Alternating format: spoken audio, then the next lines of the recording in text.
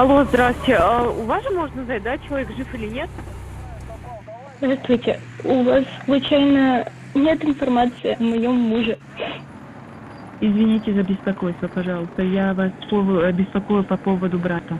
These are the voices of Russians, parents, wives, siblings, desperately searching for answers, calling to find information, anything, on Russian soldiers they've lost contact with who are fighting in Ukraine, who may be wounded, captured, or even killed. Он выходил с вами на связь. 23-го, когда пересекал границу. И все. Он сказал вам, куда он едет? Сказал, что в сторону Киева. This Russian wife, like many others, has turned to an unlikely source for help, the Ukrainians. In a Ukrainian government building, Christina, which is her alias, is in charge of a hotline called Come Back from Ukraine Alive, which Ukraine's Interior Ministry says has gotten over 6,000 calls. Christina asked that we don't show her face.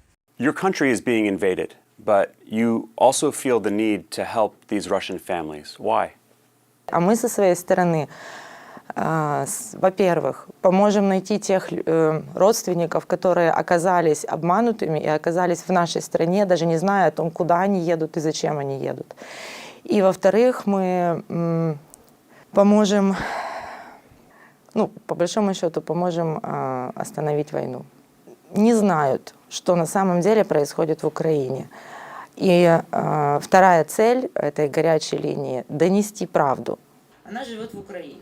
The Russian relatives who have called this hotline say they haven't heard from their soldiers since the invasion.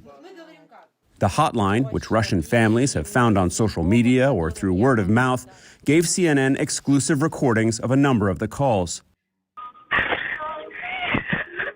Вы ни в чем не виноваты. Вы поймите, что же заставили. Да, я понимаю. Я понимаю. Дай Бог, чтобы это закончилось. Я единственное, что хочу, чтобы был мир. Все. Да. What are some of the calls that stick out to you that you remember the most? Звонил отец.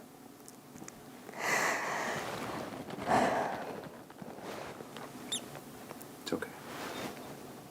Он говорит, наших детей используют как пушечное мясо.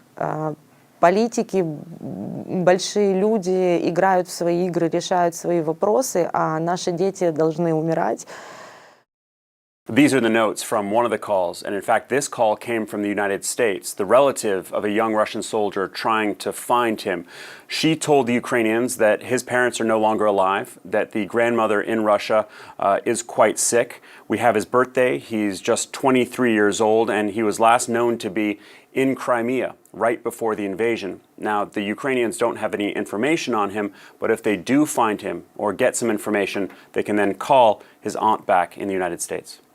Data from the hotline shows thousands of calls, not just from all across Russia, but also from Europe and the United States.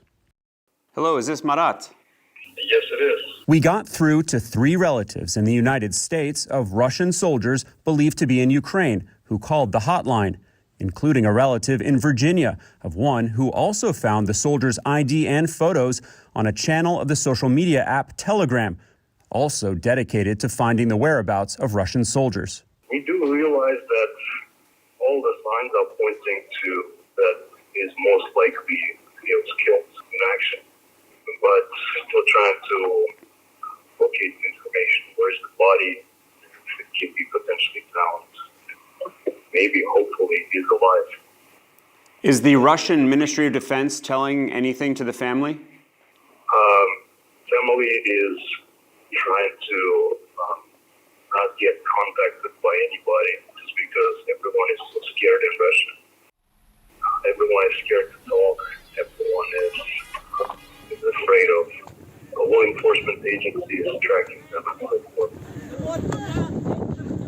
Marina told us her cousin's parents have had no contact with him, no information on whereabouts or on his condition. Are they being told anything? No, they called, they tried to find him, but, no one is answer. Is that why you called this Ukrainian hotline? Yeah, that's why I tried to call, yes. Did you get any information? Nope, nothing. I was, hoping that he is like maybe like in a prison or something like that, that he's still alive. The vast majority of the calls do not result in immediate information for the families. Back in Kyiv, Christina makes clear that the call center isn't just designed to offer answers, but to galvanize Russians against the war. Чем на более широкую аудиторию мы сможем распространить правдивую информацию об Украине, тем больше людей будут выходить с протестами и с требованиями остановить кровопролитие. Sympathy for families, but also one more way to try to undermine the Russian war effort as Ukraine fights for its very existence. Alex Marquardt, CNN, Kyiv.